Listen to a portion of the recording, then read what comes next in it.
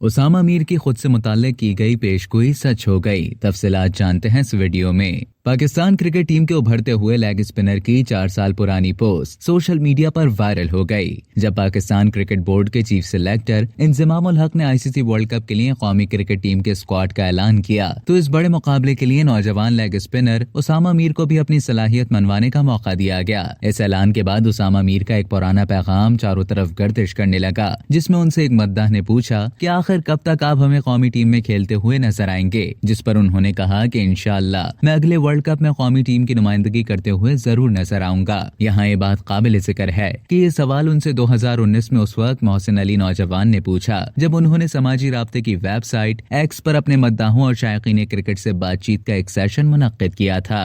अब तक के लिए इतना ही। मजीद खबरों और न्यूज अपडेट्स के लिए डेली जंग के यूट्यूब चैनल को सब्सक्राइब करें और फेसबुक के पेज को लाइक करना ना भूलें।